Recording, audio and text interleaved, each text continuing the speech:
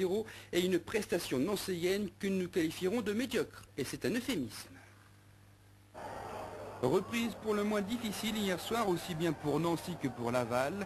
Il faudra attendre 20 minutes pour voir Wada tirer largement au-dessus.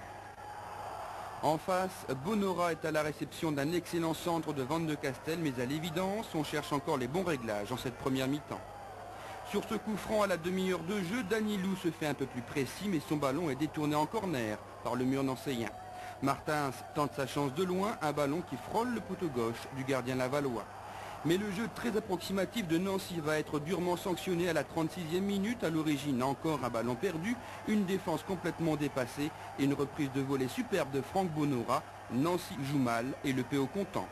Si moi je suis meneur de jeu et que je m'appelle Afonso Martins et que je pense qu'à donner mon ballon derrière, c'est qu'il y a un problème. Alors je ne suis pas fait pour jouer au football. Si je suis attaquant et que je ne bouge pas et que je ne me mets pas en mouvement et que je n'interviens pas dans le jeu offensif, je reste chez moi, je ne joue plus au football. Donc c'est ça, il faut simplement mettre les gens en face de la responsabilité. C'est tellement agréable de jouer au football pendant 1h30, donc il faut savoir, une fois qu'on a le ballon, se laisser aller à interpréter une partition. Chacun la connaît par cœur, ils l'ont tous, il n'y a pas de problème. Simplement, il y a des moments où on ne sait pas pourquoi, ça se met dans le mauvais sens. Et en deuxième mi-temps, ce sera pire. Complètement assommés par le but de Bonora, les Lorrains seront inexistants. Et dans les sifflets de fin de match, se mêlent les déceptions, incompréhension et défiance d'un public à l'égard de son équipe en pleine crise de confiance. Oui,